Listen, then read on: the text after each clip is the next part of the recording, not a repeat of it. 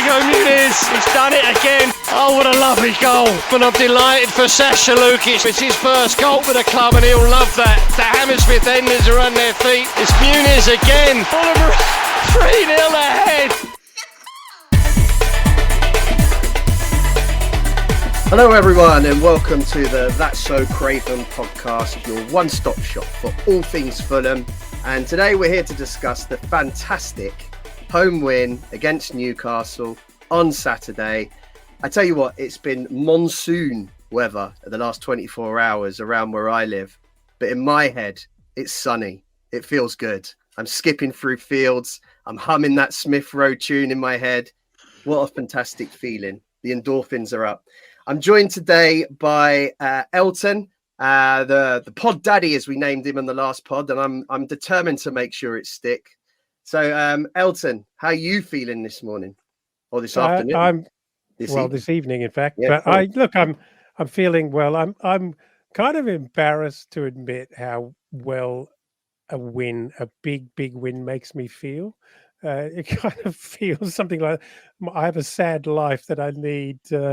I need a win from my football team to make me feel good, but no, it's something else, isn't it?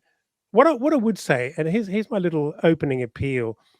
I know that because we won 3-1, we're going to get a flurry of downloads, and be lots of people listening, and then when we get battered by someone else, no one's going to download the pod. And please, guys, whether we win or whether we lose, please join us to commiserate or absolutely celebrate. It's important. It's part of our little process that we all need to go through. But how good? Let's talk about it. I can't wait.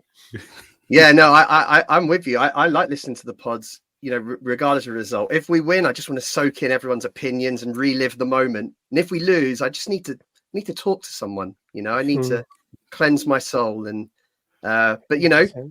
we're now we're on a run. We're up to 8th in the league, and I know one man who's going to be really, really happy with the result of the weekend, and that's Sam, and he also joins us this afternoon, stroke this evening. Hello. I'm not sure what I'm more excited about: people actually listening to the pod, or a 3-1 win over Newcastle, or even just Dave just hosting in general. Because Dave makes me happy. I'm really loving peak journalism, Dave. It's like my new favorite thing. I'm very, very happy to be here. I share the exact same sentiments. Just me being a sad little man with a nice fat grin on my face when my team does very, very well. It sets up my entire week. And let's dig in. Let's get a fat scoop of Neapolitan ice cream and let's just enjoy. There's a lot to enjoy. There's loads to enjoy. But before we get into it, let's, as always, say to anyone who's following on the stream, get your comments in, and we'll do our best to try and answer those throughout the show. And make sure, and a quick plug for the Discord group. It's getting better and better. Loads of chat during the games now, and post game, which is really great to see people's opinions post game. X can just be a bit of a mess trying to find, good opinions, good articles. Whereas the Discord channel that we have, we just, great bunch of guys that have watched the game, and we get their full opinions and we debate, and it's just real good fun after the game. So I'd really advise you get involved for that. And also make sure you sign up for our socials, keep up to date with our midweek updates and all the other content and publications that we post throughout the week. So 3-1 over. Let's get in. Yeah, let's get into it. 3-1. I remember before the game, Elton, I asked everyone for their view on the game and what the predictions were. And I think you suggested that you thought we could win the game, and you were quite correct. Skibby and I had a much more pessimistic view. So I think I'm going to come to you first, Elton. What gave you the belief that we could win this game on Saturday? Look, I think it's been building. There have been bits and pieces. This is a steady process from Marco Silva. We know he's got some big bullets in his magazine, but he's loading it very carefully, and he won't be rushed. And I wouldn't say he's taking his time. He's probably very frustrated that a certain amount of time has to elapse before he can unleash his best possible team. And I suppose we had um, as much as the cup game was a bit of a disappointment, and I was probably one of the few to say I actually don't mind it being out the way, because I do feel it's a bit of a distraction, and you've got to roll the dice on your second team, and if they don't go through, they don't go through. I But it did give Silva a chance to play, certainly Berger, for a full 90, and we saw Silva with a bit more confidence to bring him in to the at least half the game against Newcastle. So Anderson is well and truly part of this now. Suddenly, within a couple of weeks, but that is a mark of the man. He's a classy professional, so I'm not that surprised. I just felt like things were building. There's bits and pieces around the ground that are working quite well. We've struggled to put it together for 90 minutes, and I venture to say we might still not have achieved that, but it's getting better and better and better. And you just felt that goals were going to come. We were begging and begging for Mooney's to score. Not that we have anything against Raul, but I don't know. There's something a bit passionate and fun about Mooney's going on a run, isn't there? I think the team get very buzzed about it, because he's like this giant baby in this enormous body, who is just a lovely kid who's he's on top of the world when he's scoring goals, and it's very infectious. And I think we were all kind of really praying for that to happen. It hasn't, but hey ho, Jimenez has started to get on the board, and so I just thought, I just honestly thought that something was going to happen. History tells me that we've got no right to expect anything from a Newcastle fixture, because it's been really tough going the last couple of years. They just had the better of us, whether it be a red card and 10 men, or just outfoxing us, Steve. The manager outplaying us and getting his goalkeeper to sit down and all kinds of shithousery. They've just been very good against us, and they've been really difficult to beat. And so I just felt like our time had come at home to get something, maybe a little bit unexpected out of the game. Well, how right you were. Thesis. That was a thesis, Dad. Anyway, sorry, Dave. I thought you wanted my short summary. I mean, and that's why you tune into the That's So Craven Fulham podcast. Sorry, Dave, continue on. Well, look, I mean, let's start with the first half. I think. I mean, obviously, it was a weird day at the cottage. It was, at one point it was lovely and sunny, and the next point it was pouring down with rain. So you could have got caught if you didn't get to the ground early enough, you could have got caught in a bit of a storm right before kickoff. And actually, the game then kicked off, and it was a bit mixed at the start. And they actually scored the first goal, albeit an offside goal. And I was a little bit worried when that went in. I don't know, Sam, what was your feeling at the start of the match? Well, I'm glad you actually mentioned that as well, because for like the first couple of minutes, I actually thought Newcastle genuinely looked quite good, and I thought they actually looked quite imposing. And yeah, they got one past us, and I thought, here we go again. Fortunately, that was offside, and then miraculously, almost seemingly out of nowhere, Jimenez basically pulled a goal out of his ass. Like, I had no idea where that came from. I think he did. There was some really great moments yesterday of just genuine individual brilliance. And between his goal and Smith Rowe's goal, because I do think for large portions in the first half, Newcastle did look the better squad. And it did kind of feel up until Smith Rowe's goal that it really could be anyone's game for them to actually come get back in. Or at least it felt quite even. But then we really, really started to get a much better handle on it towards halftime.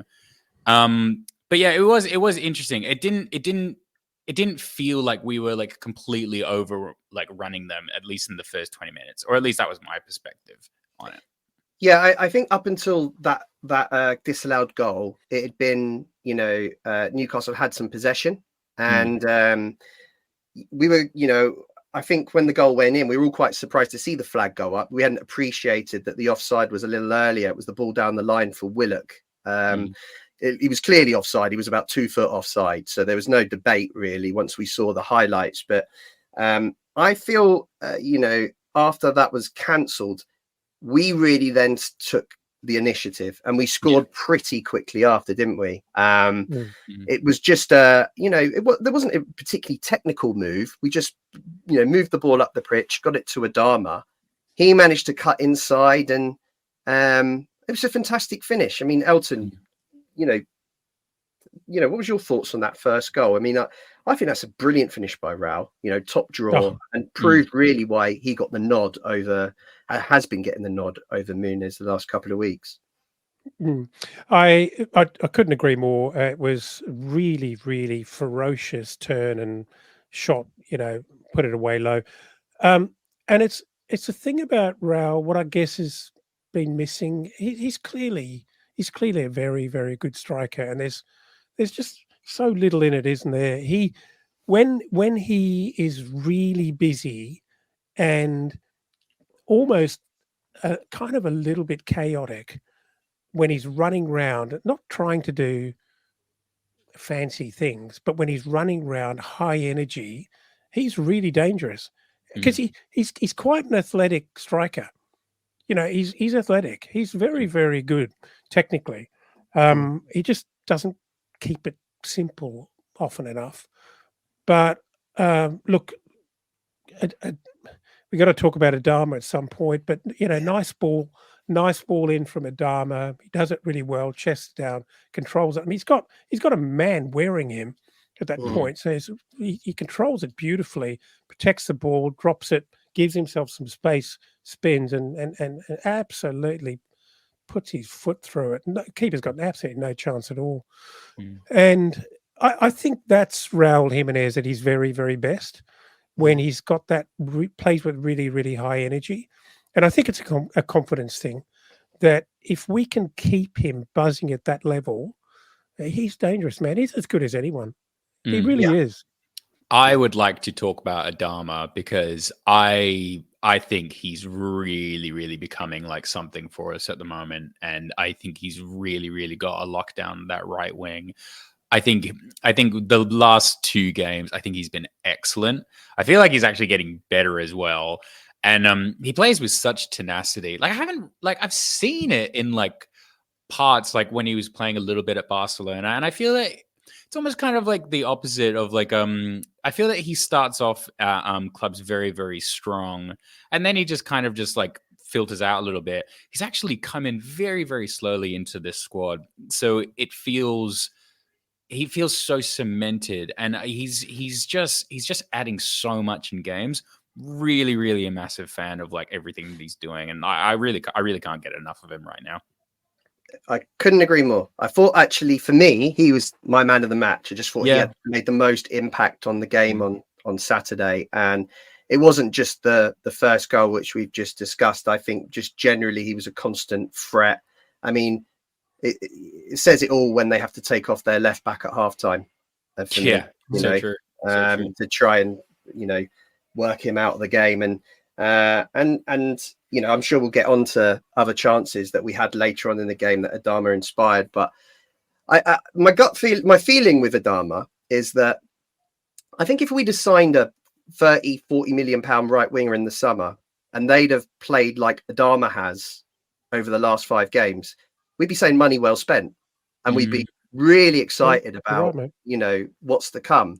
I think he's been absolutely excellent. He's been my player of the season since that first game against Man United, and I'm just really excited for him for the rest of the year. What he can do. I mean, that's 2 assists and a goal in 5 games, and it just feels like there's more to come. And you know,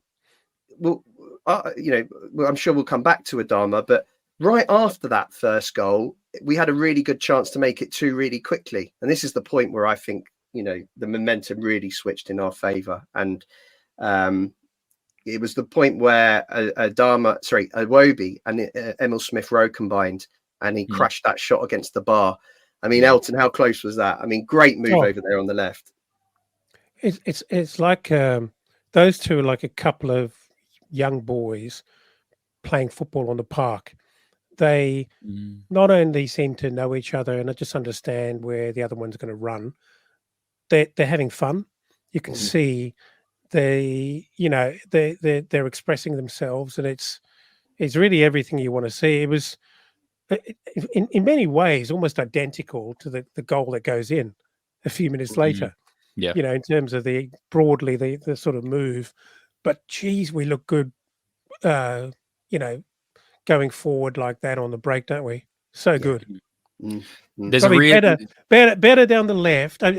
Notwithstanding, but Adama's everything that he's bringing this year. But there's more fluency down that left because those two are combining even better.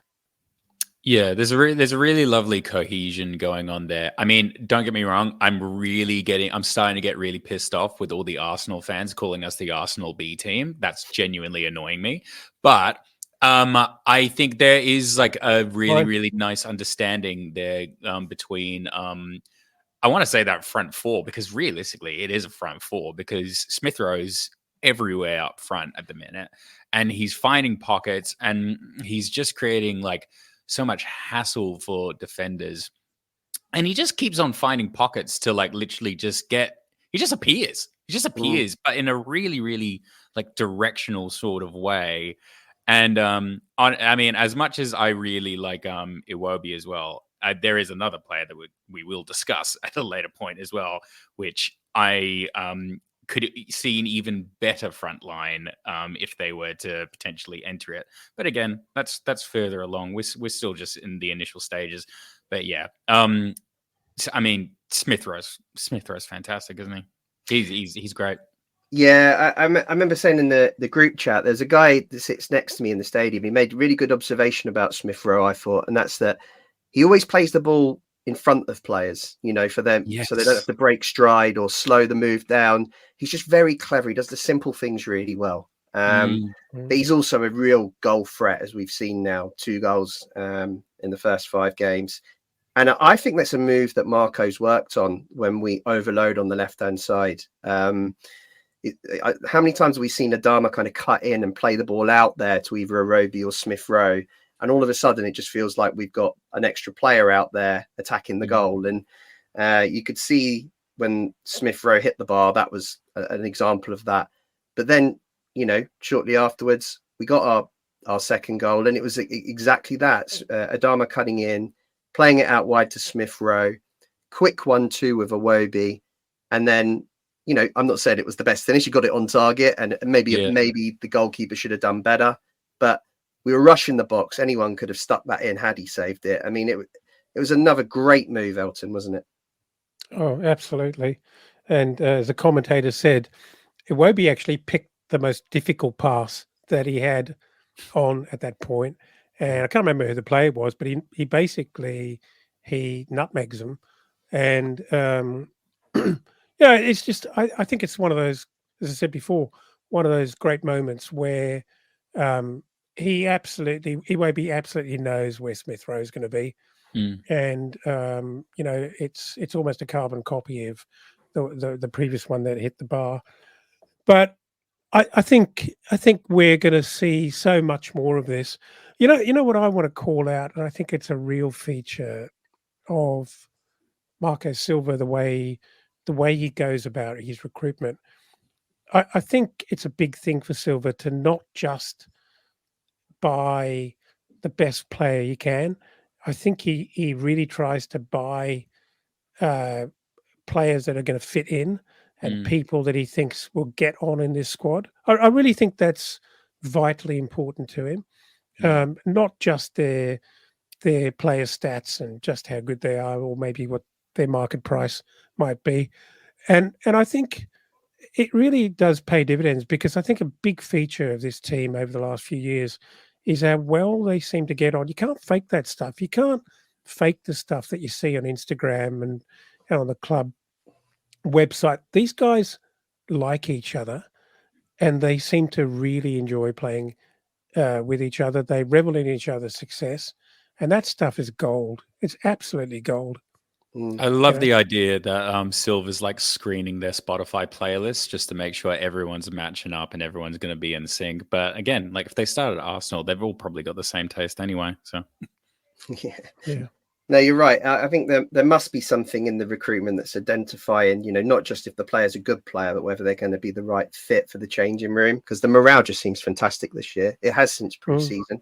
And, I think that's, really kind of now starting to develop onto the pitch. And we're seeing, partnerships that probably would have taken longer. If you think about it, Smith Rowe's still a new player to the team, but he's playing, linking up with Iwobi like they've been doing it for years.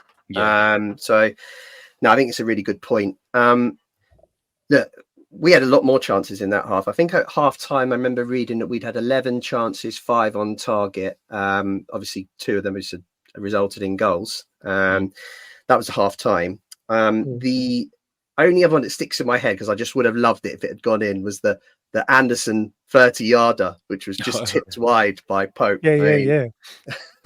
That Anderson as well was fantastic. He's so goddamn good. I just wanted to throw it out because I feel like we haven't given him his flowers yet. But anyway, no, he's an absolute Rolls Royce. It's hard to kind of pick anyone who didn't have a good game in that first half. We were the team that were causing the most problems are pushing Newcastle, trying to get more goals even after we had 2. We were trying to get that third.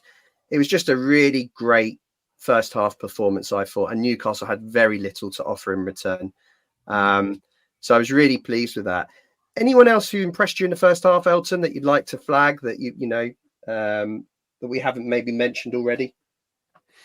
Well, once again, I thought our defence were very, very good. Obviously we let a goal in which started in midfield, and you could pull that apart if you wanted to be hypercritical. It was a very good move from Newcastle to break against us there. But I thought Kenny Tete was incredible. I thought, as Sam mentioned, Anderson was not just solid. He's special. I thought Bassi had a good game as well. And again, Robinson, maybe not his most outstanding game, but I can't remember any major errors. He just didn't stand out because I think he was competing with so many people who had a very, very good game. But I love what's happening in this back line. It's kind of everything that it promises to be. I think you've got that wonderful mix of skill and authority at the back, and just incredible football intelligence and IQ from Anderson.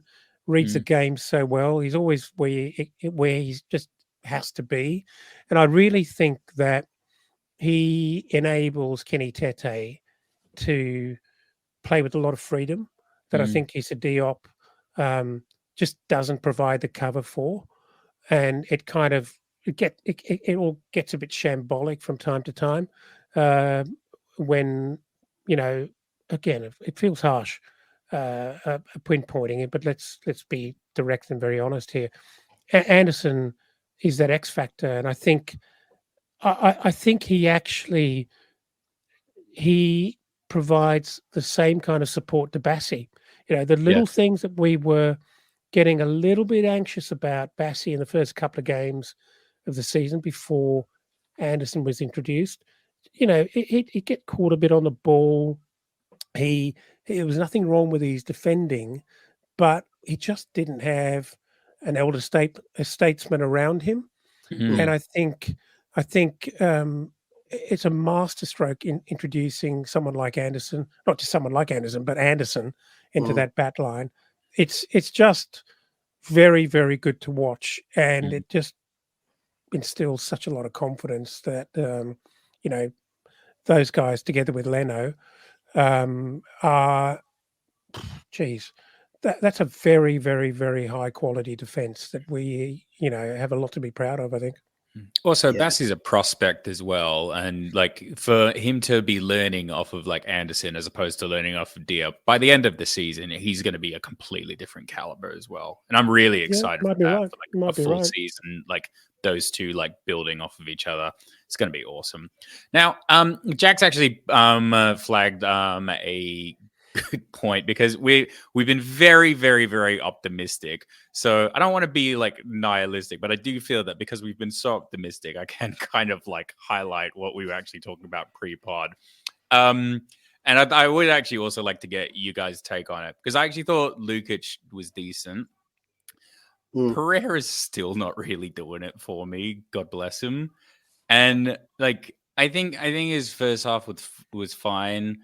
But then as we got into like the second half as well, with the introduction of Sander Berger, and you know what, it wasn't working for me.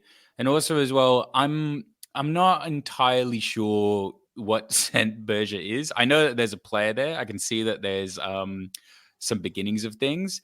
I don't think I think it's too early to tell as well, because he hasn't fully settled. But there's so much optimism. But I feel that I would be remiss if I didn't highlight the fact that the center partnership's just not entirely there for me. And yeah, what's your guys' take on that? Well, as you said, I thought Pereira and Lukic had a fine first half. Lukic in particular, I thought had another good commanding game. I think the assumption is he was only taken off because he was on a yellow card and having a lot of conversations with the ref. So perhaps they felt that, you know, another yellow card could come out in that second half because he's the one that of the two that will be making the tackles. So I think that's why he came off, unless you guys heard anything different watching it on the television. Second half, which, you know, which we can now get onto, and I think it helps answer the question really that Jack's asked. I think when we're on top, you know, Pereira and Lukic, it looks okay. You know, it looks okay. Yeah. And that first half is a good example of that. But then after this, in the second half, they scored obviously really quickly. Quick move where they broke down the left, and the last player in the league you want the ball to land to and cut inside on, Harvey Barnes, managed to get them back into the game. And after that, that's when I started to get really concerned with, you know, Andreas in the 8 and what he brings. And as I say, I don't really want to be too negative because it was such a great day and a good performance. But in that second half, my frustration with Andreas was just very wasteful on the ball again, and not at all helpful when we're under pressure. When, you know, Newcastle have just got back into the game, the last thing we want to be doing is giving the ball back to them to start off attacks. And I just thought quite sloppy, kind of going for tackles, but not winning any tackles was another concern I had for Pereira. And I think, interestingly, he was actually hooked right after a 50-50 that he kind of bottled with Bruno Guimaraes, which started another attack for Newcastle. So I think, in summary, I think it's, when we're on top, it looks okay. But when things change and we're kind of, and the other team are attacking, Andreas is just giving the ball away too much for me. And I'm really concerned about it. I mean, Elton, what's your thoughts? I think that's a very good pickup, in that I was going to come at it in a slightly different way by saying I thought Lukic could continue to impress me. I thought he had a really good first half. He's got a bit of dick about him that in his better games last year, he took that mantle on. I remember the Brighton game where, was it Brighton? Was Brighton? Yeah. And then Brentford as well, where he got stabbed in the face, or he stabs someone in the face. I forget. He was just given a job to do, and it was very, very unlike Lukic. And he was actually quite physical and quite, you know, he was. I'm not going to say playing the man, but whoever was on him knew he was out there, which is not the sort of thing you'd normally associate with Lukic. But I thought he was really good. And remember that in the midfield, as in anywhere, other than if you're playing on your own up front as a striker, it is all about partnerships. And we're really struggling. And he, even when he's playing very well, he's barely had a good partnership all season. I know when I say all season, only been 5 games, but he has not had a lot of support in his role.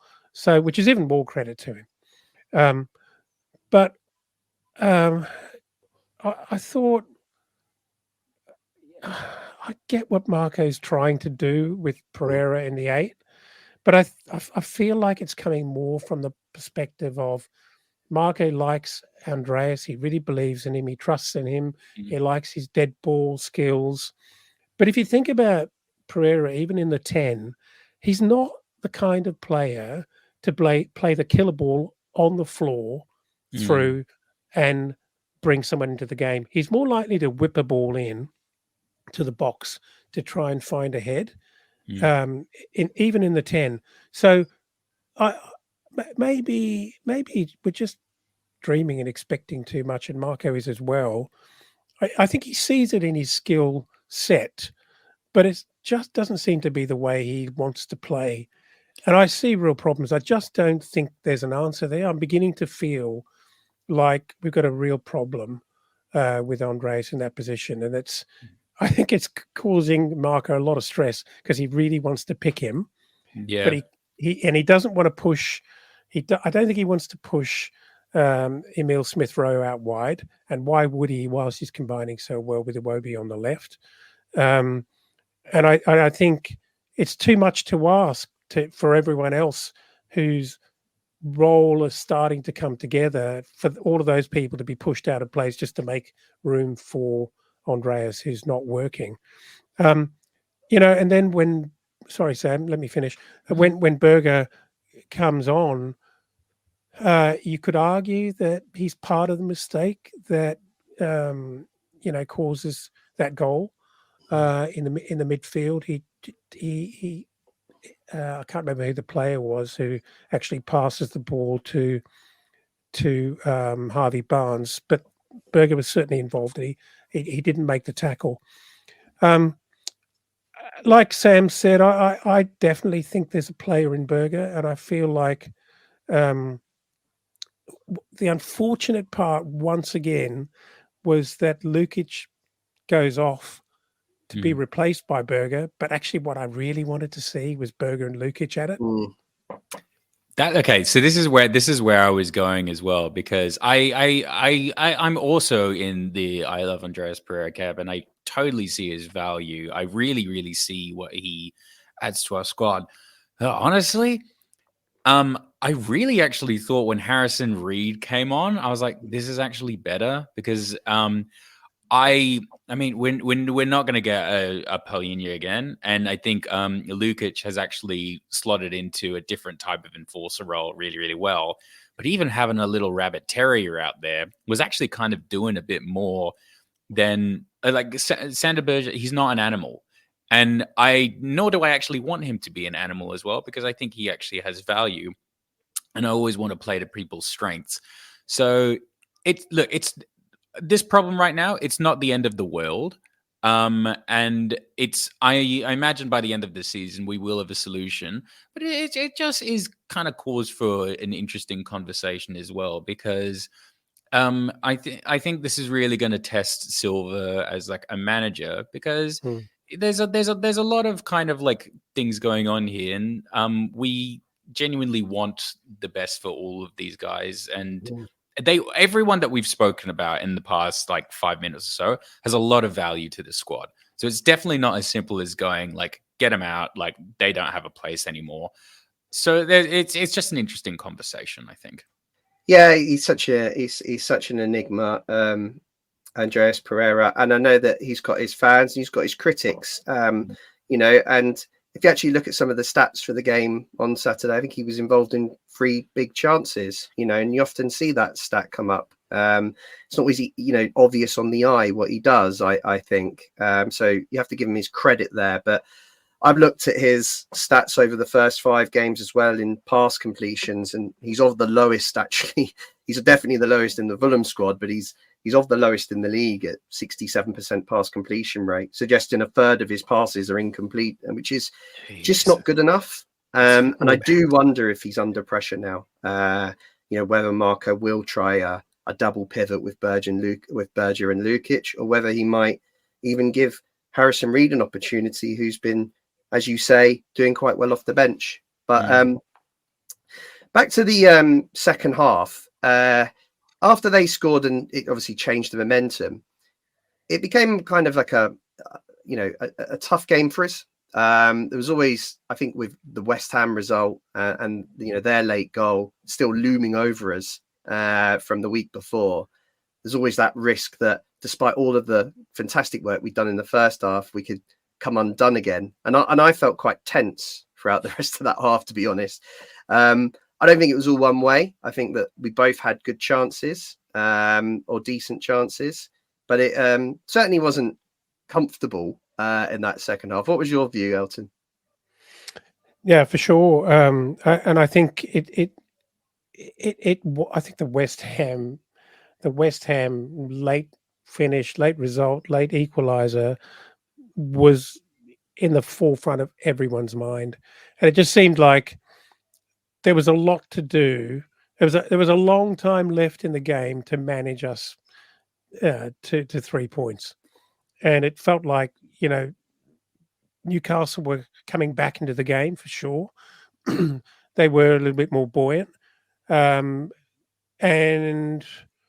yeah, I wasn't entirely confident that we were going to hold them off. To be honest with you, for sure. I mean, they're a good side. They're a really good side, but I must say that I think once again our defence, particularly Kenny Tete, did an incredible job of really causing both their wingers, other than the fact that Harvey Barnes did score, didn't have a great game. Gordon struggled to have an impact on the game. And whilst there were, I guess, moments that you'd always expect from, high quality footballers, they really struggled to put more than, 5 minutes of, what's the word?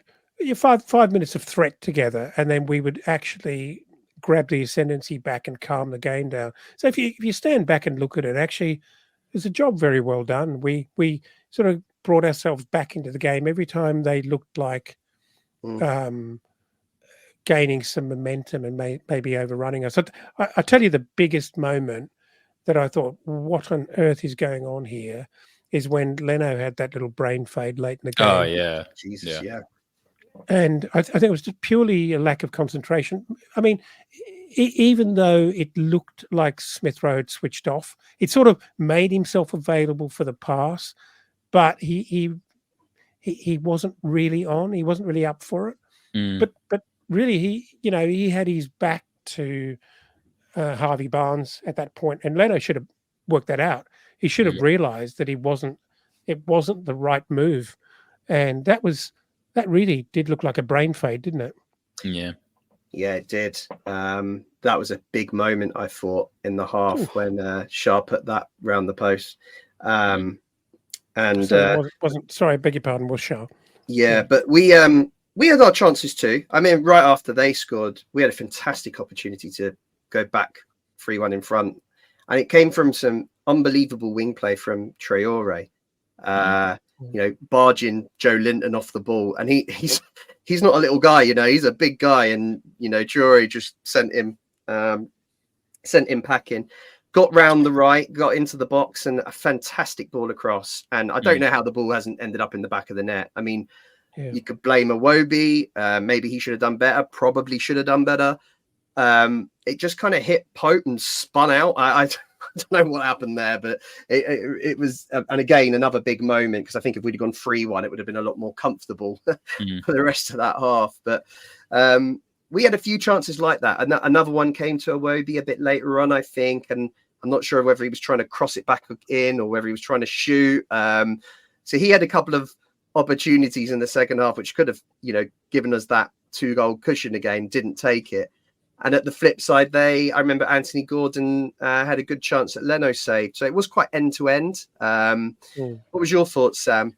Well, one thing I will say, which we haven't really covered yet, is I feel that Silva has actually gotten, because he used to be really, really shit at this, but he's actually gotten good at realizing when to make changes. And I feel that he actually planned his changes really, really well, because when it was getting a little bit hairy and it felt that we were a little bit deadlocked, that's when he brought in Muniz and Nelson. And straight off the bat as well, Muniz came in like so strong and just immediately created issues and basically saying, you can't touch me without getting your head smacked. And he just, again, that just kind of like changed the vibe a little bit more, which then just like allowed more for us to actually progress and at least not let Newcastle dominate us or really kind of get too comfortable in the position that they were currently in. And then from there, we were actually able to build as well off of that. And yeah, I mean, that built to basically Newcastle just completely losing it. And then because the last goal that they conceded, as much as I love Nelson as well, and I thought Nelson, the second that he came on, was fantastic. He's Ferrero Rocher. He's the dog's bollocks for me. He's so good. And also as well, all the crosses he was doing was so clean. Just that extra tier of just, chef's kiss.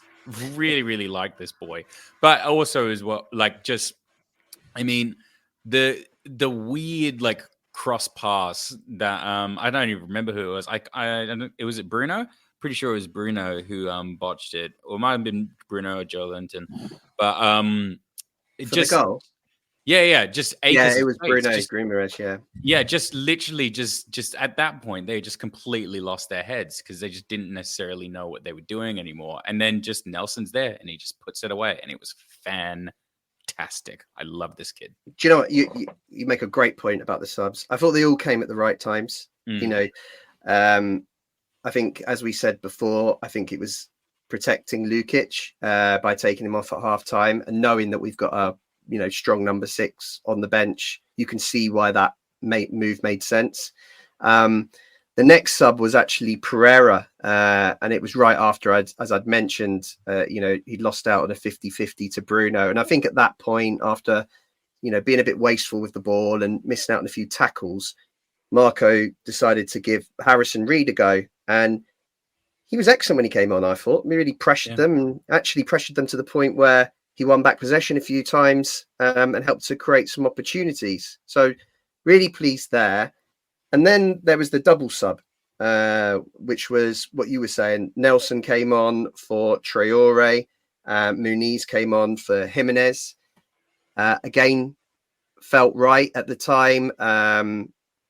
Traore can tire in games, and it moved Arobi to the right, Nelson to the left, and Nelson really freshened things up for us from attacking sense. And then the big one came when he brought Diop on, because it was for an attacking player in Smith Rowe, and we changed our formation, perhaps with a thought back to West Ham. How do we see these games out? And Marco went back to a system of 3 centre-backs. I thought that was really interesting, Elton. I think what did you think about how we kind of ended the game? And did you think that was a good, tactical substitution by Marco to help see it through? I did. I also think that we've all been critical of Marco in terms of the timing of his subs, or he's reluctant to make substitutions early in the second half or any time other than with 5 or 10 minutes to go. But I think in hindsight, I think his decision making is probably justified by a lack of confidence in what he had on the bench before. And now that he is more confident, with the level and the quality that he's got on the bench, I think things are changing. He found himself in a situation with Lukic. Lukic was not playing badly. We were not getting killed in the midfield, but he made a sort of strategic change that, Lukic is racking up some cards here, by the way. I know everyone was very supportive in the Discord about the number of smart professional fouls we made. But he's on 3 yellow cards. If he keeps going at this rate, by the 9th, 8th, 9th, 10th game, he's gonna sit one out. And is that okay?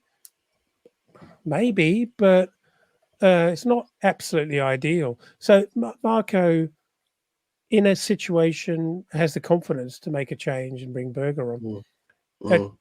Something we never would have seen last year at halftime. Just never would have happened. Regardless of the state of the game, I just don't think he had the confidence. And you might say, well, why did he suddenly have the confidence to bring on Harrison Reed? Hey, Harrison Reed, he's not a championship player. He lacks some attributes. He's not. He hasn't have the height.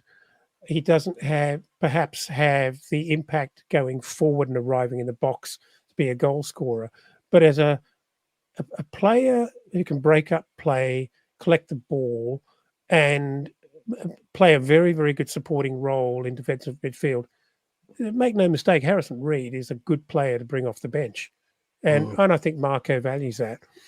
So I think it's all about Marco's sort of growing confidence that he's actually got some proper players that he can, shuffle the deck with and adapt to the circumstances of the game.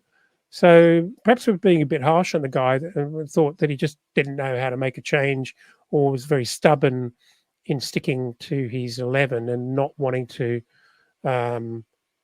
change no matter what, and kind of calling him out for being less adaptable than we wanted him to be.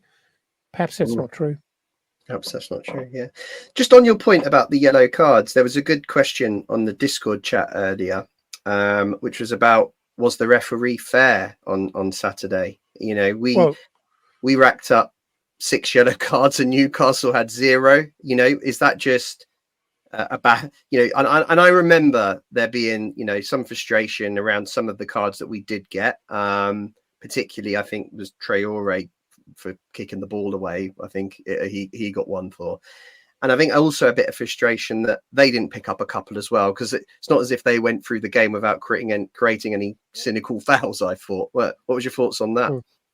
Well, two different points. One on the yellow cards, I agree with you. Were we that much more undisciplined and that much dirtier than Newcastle? I'm not having it. And if you were watching or reading our internal chat during the game, there was quite a lot of filth coming out of my mouth about the refereeing performance. I thought he was being really harsh towards Fulham. I thought it was unbalanced, not only in the yellow card department, but just in the fouls.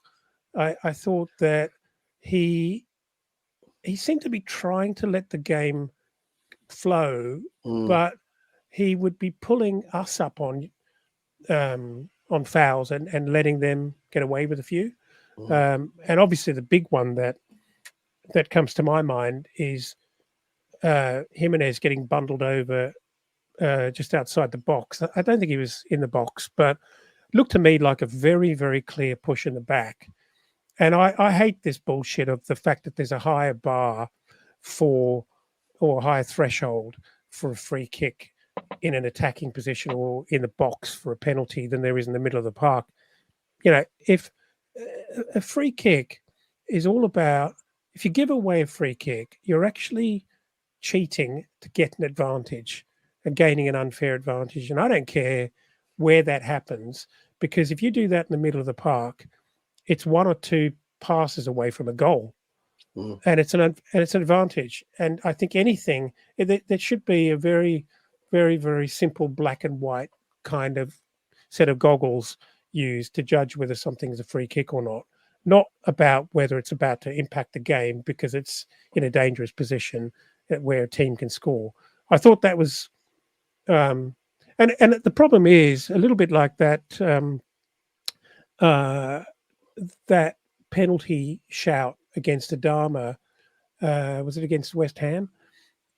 Where the ref just doesn't blow it up, knowing that, yeah, sure, VAR are going to look at it, but they won't overturn it. So what's his incentive to blow it up?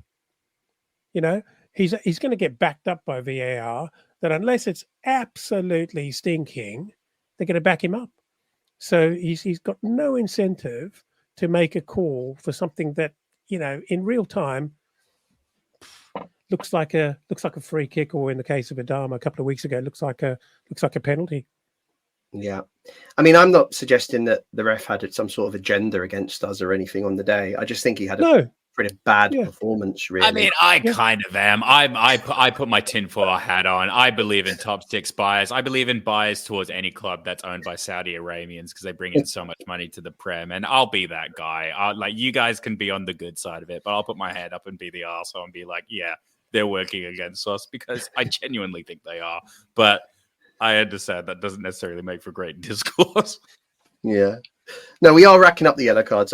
Someone said that 16 in the first 5 games we've picked up, which feels a lot.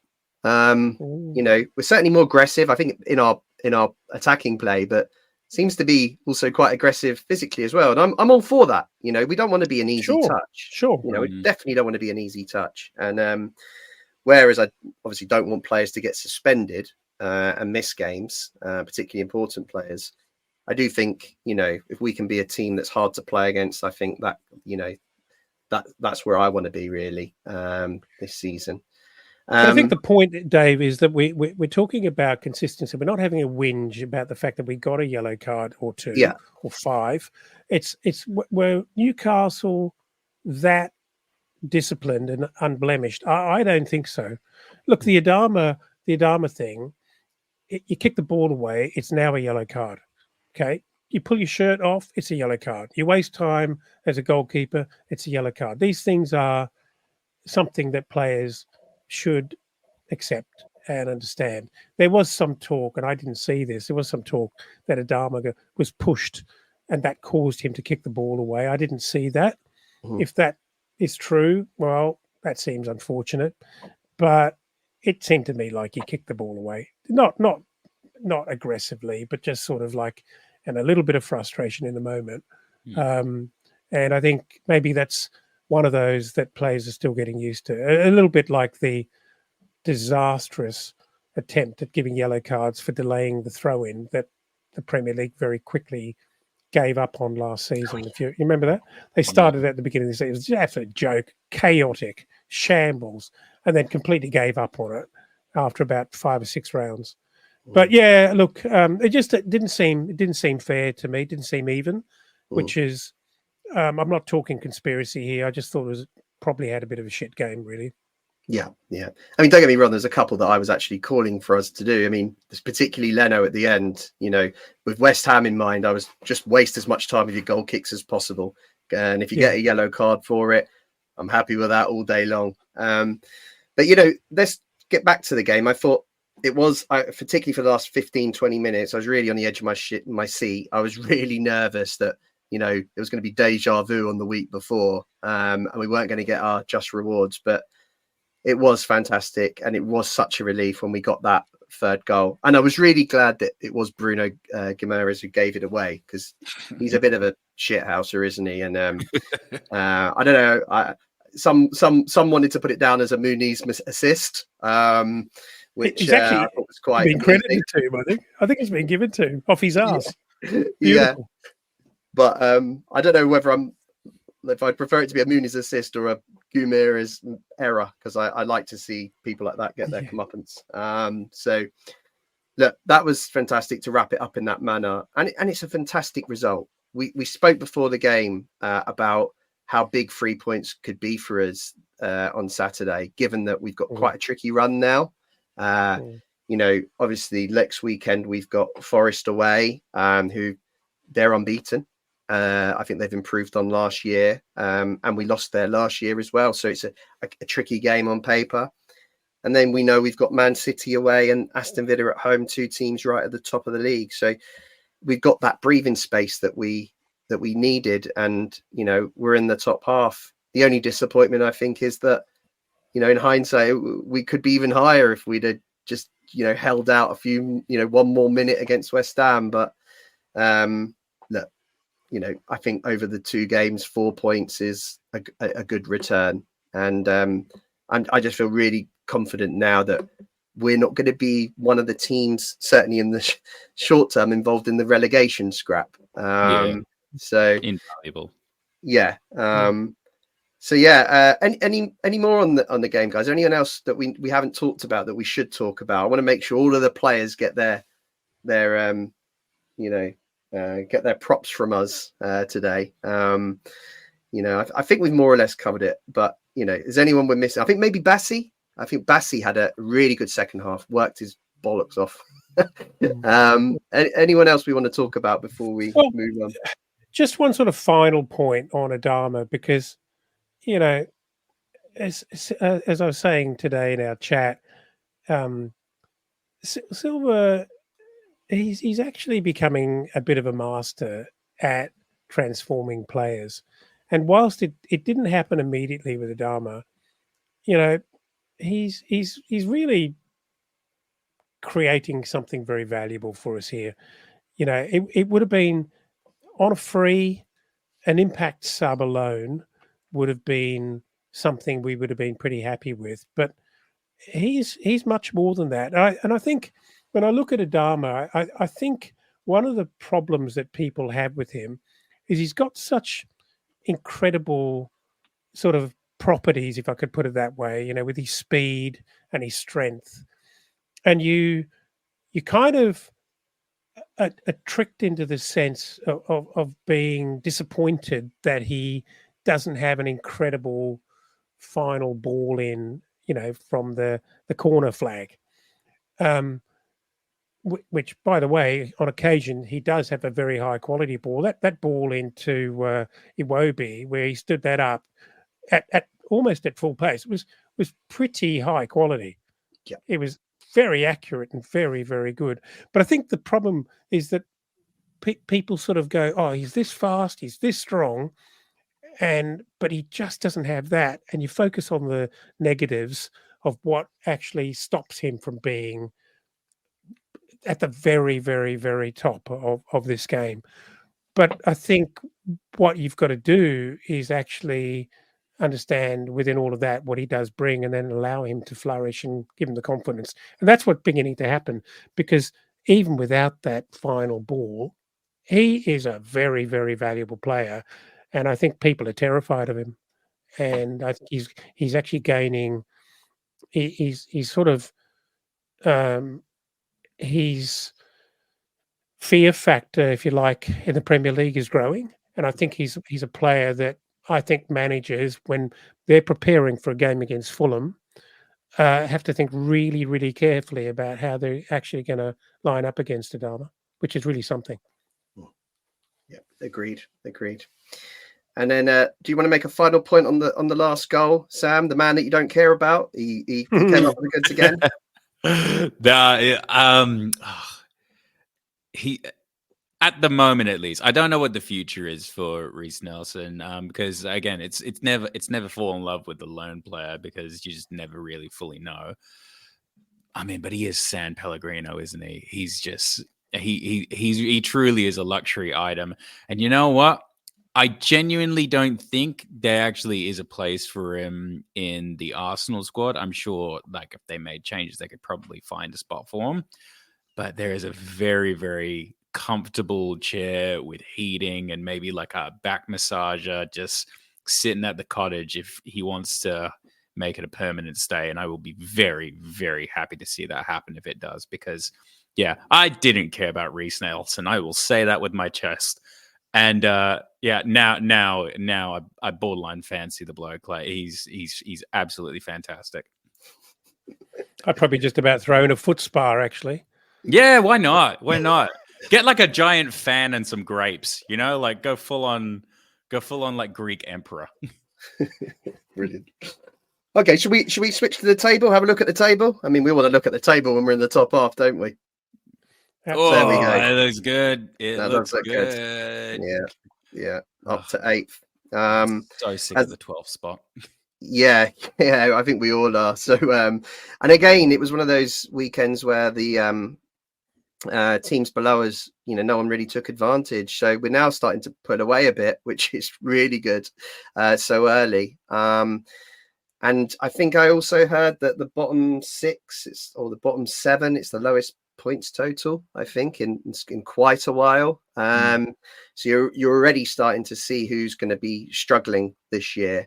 And fortunately, we're not in the mix. And I've turned my attention upwards. I don't know about you guys, but and especially with Morgan Gibbs-White getting sent off last week and missing our game next Saturday, as well as their manager also going to be touchline banned, I presume, as well, because he got a red card too.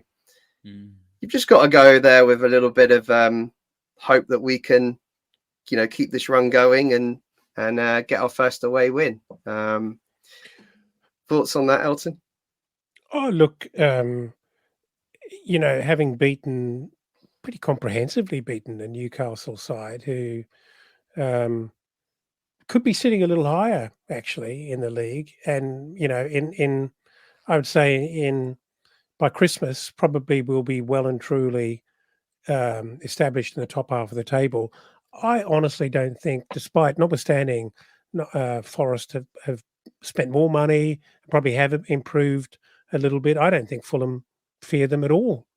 And despite the fact that it's away and it's not going to be easy, I think they'll be going there thinking and believing that they can win a game. I thought you were understating it dramatically by saying the next 3 games are a bit tricky. I think they're really fucking difficult, actually. Yeah. I mean, honestly, very, very difficult. Can I just say, actually, I swear you've dropped an F-bomb in the last 4 pods that you've been on. Like, Sorry, potty Sam. mouth. Sorry, Sam. Potty Sorry, mouth.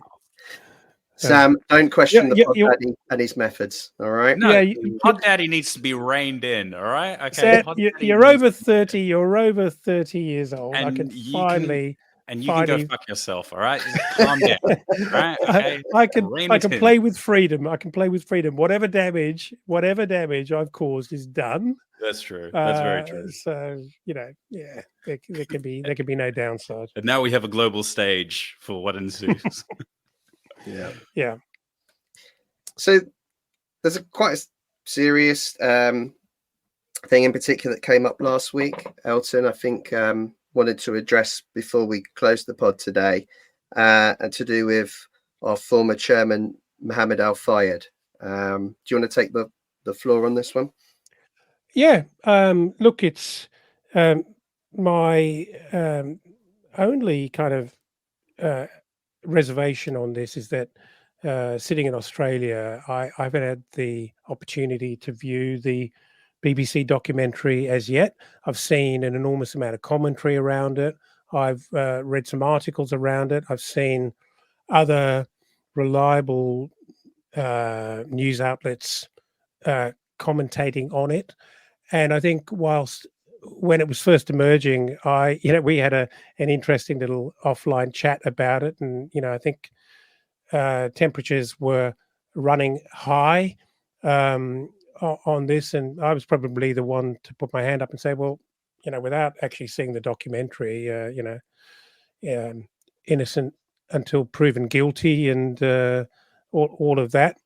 But as the story is sort of leaking out, it seems, despite the fact that the guy is no longer around to defend himself, 120 victims or alleged victims just can't possibly be wrong.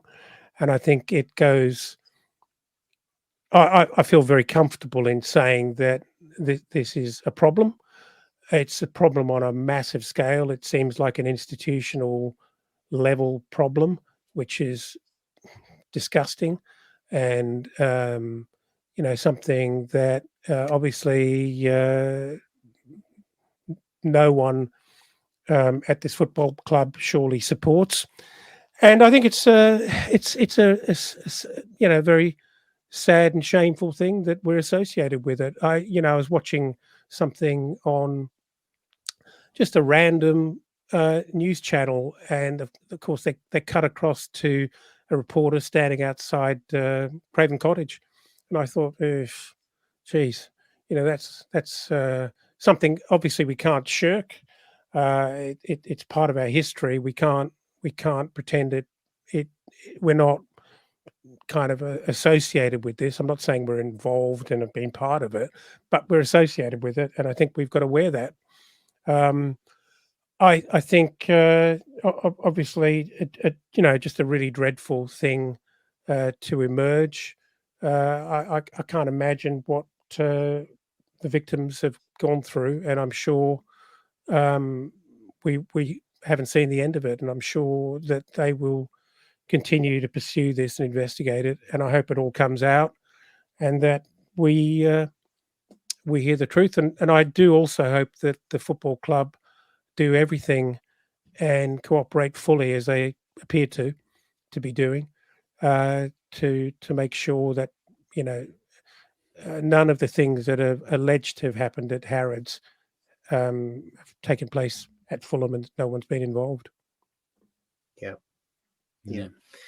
Well, I'm pleased to report that certainly I didn't hear any of the former chairman's songs that the fans used to sing. So I think that was, absolutely the right approach from the Fulham fan base. And as you say, I hope it's investigated properly, and the victims of because the allegations are so horrendous that the victims can get some sort of closure in the long term.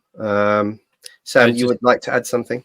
Yeah, I just want to commend at least the victims that actually came forward and actually felt brave enough to actually speak, because as we were saying in private as well, if the risk that it incurs for anyone to come forward against somebody so high profile can be very detrimental, and a lot of these people just want to move on with their lives.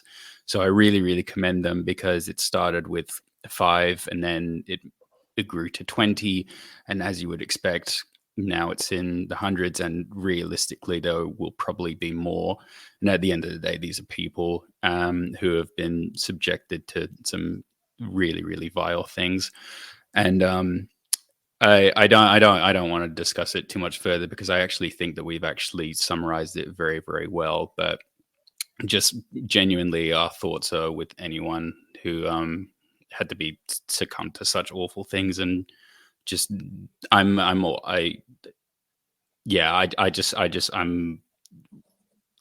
very appreciative of us even just mentioning it and actually just giving the due diligence and respect about it. Yeah. Okay. No. Right. Can I just say one final thing on this? Sure. It's interesting what happens when you've got a lot of money and you've got a PR machine and you fight like hell to protect your name and cultivate a certain public persona. As desperate as one thing we all did, one thing that was very public knowledge, because I think it should be pointed out that not everyone is privileged to know the kinds of rumors that probably floating around in his inner circles that the average person in the street, certainly the average Fulham fan, was never going to be privy to, right? And what you do see is a PR machine out there absolutely trying to wash and present a very respectable image. And, there was always this absolute railing against the establishment who simply wouldn't let Al Fayed in. And he tried for years and years to get in. And you have to say the establishment were obviously onto something, that knew there was something absolutely not right, and good for them that they actually didn't allow him in, because they obviously knew that there was something absolutely not right about the bloke. It does call into question some people who did kind of sidle up to him and actually allow him and his team and his family to influence them and treat them. And I won't mention names, but obviously there's some poor judgments along the way there, weren't there? Yeah, there certainly were. Okay, so I'm glad we touched on that because I think it's important. But yeah, look, we've had a good weekend, but yeah, that was clearly a sour point in the week that we wanted to address. And I think we're now towards the end. Is there any more slides we need to cover, Elton, or are we?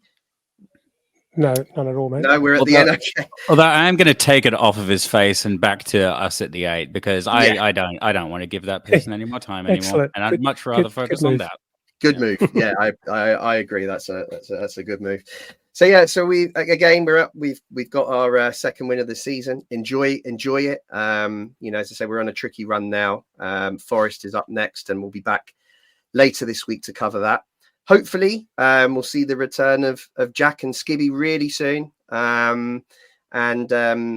You know, you won't have to put up with David Craig on the mic hosting, even though I seem to be doing it every time now. We have to start sharing that around. I think Skibby's going to have a go, and I think Jack, I'm sure, will be thrilled to be back in the hot seat at some point too. So, but it has been a pleasure.